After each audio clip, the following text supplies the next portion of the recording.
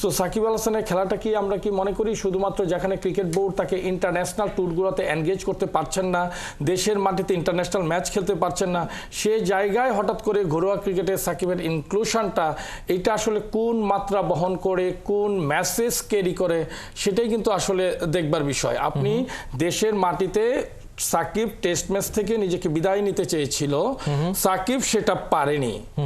এখন দেশের মাটিতে প্রিমিয়ার ডিভিশনে সাকিব অংশগ্রহণ করবেন, এটা আমার কাছে মনে হয় যে কতটুকু বিশ্বাসযোগ্য এটা কিন্তু ভেবে দেখার কিন্তু ব্যাপার রয়েছে। আপনার ভিতরে সংশয় রয়েছে?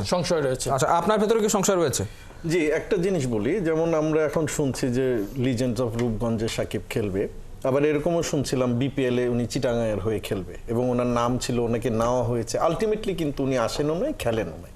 তো এটা আমাদের সামনে দেখারই বিষয়। এমনও হতে পারে একটা হাইপ তৈরি করার জন্য এটা হতে পারে, বাট আসলে যে জিনিসটা হচ্ছে, যেহেতু একজন মানুষের নামে কেস থাকে, এটা কিন্তু আমি আপনি চাইলেও কিন্তু কেসটা তো আর উঠাতে পারবো না আনলেস সে এসে সারেন্ডার করে।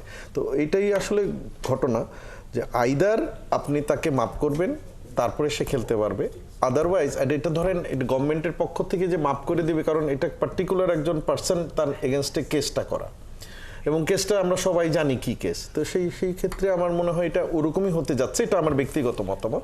বিপিএলে যেভাবে ওনাকে আমাদের নাম দেওয়া হয়েছিল বা উনি খেলবে, তার মানে হচ্ছে এখনো নাম দেওয়া হয়েছে কিন্তু আসলে খেলার ব্যাপারটা নিয়ে আপনারা দুজনই সংশয় প্রকাশ করছেন।